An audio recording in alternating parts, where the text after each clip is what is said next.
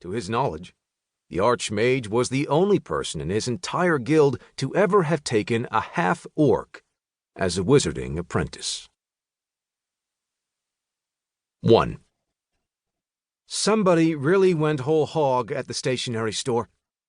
Sherry ran her finger along the embossed cardstock, noting how smooth the material was to the touch. Each printed letter was deeply etched and colored perfectly, the elegant script nearly too complex to read, without quite crossing into illegibility. It resembled a movie prop more than something that'd actually get in the mail, especially sandwiched between bills for their mom and a flyer for a local pizza parlor/car wash. While his sister occupied herself with the physical aspects of the invitation, Russell Novak was more concerned with what those lovely letters actually said. It was initially confusing. The invitation straddled a line between fiction and reality, or what Russell considered reality anyway. Thanks to playing the mysterious modules from Broken Bridge Publishing, the same company whose signature adorned the bottom of the invite, Russell had experienced actual magic.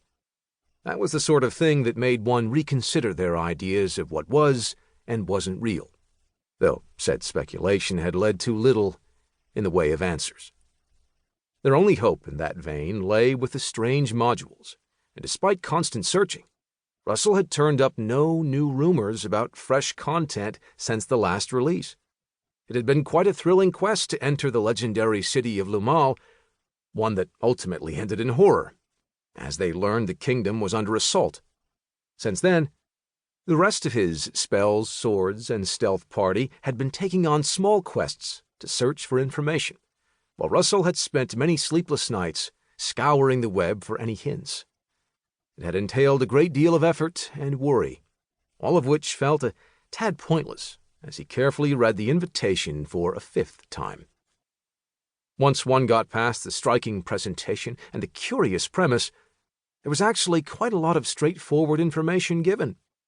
A time, location, even hints at what was to come, more than Russell had ever expected to receive in a single missive. If only the news it carried had been better.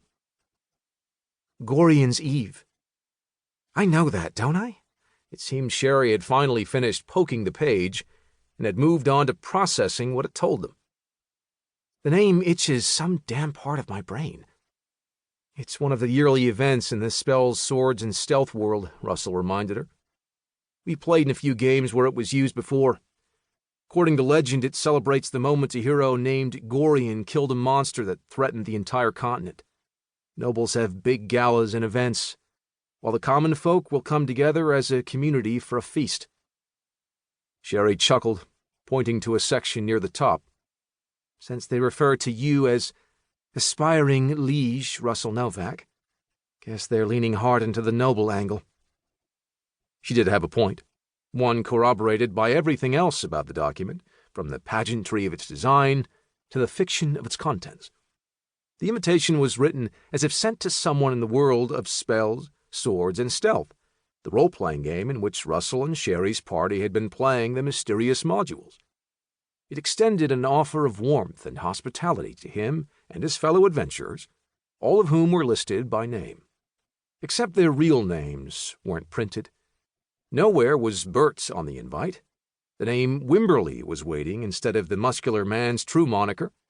Same for Alexis, whose half-elf's name, Gelthorn, was written right below.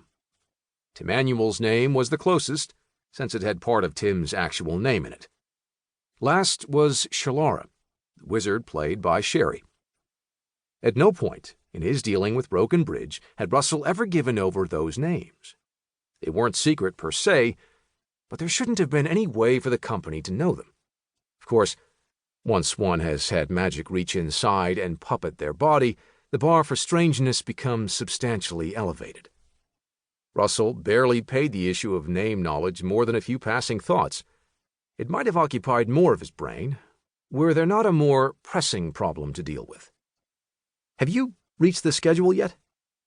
Still trying to get my head around this "we invite you for a social event" premise. The hell does that even mean for tabletop gaming? A look of genuine horror flashed across Sherry's face. If they try to make us LARP, I swear I'll burn.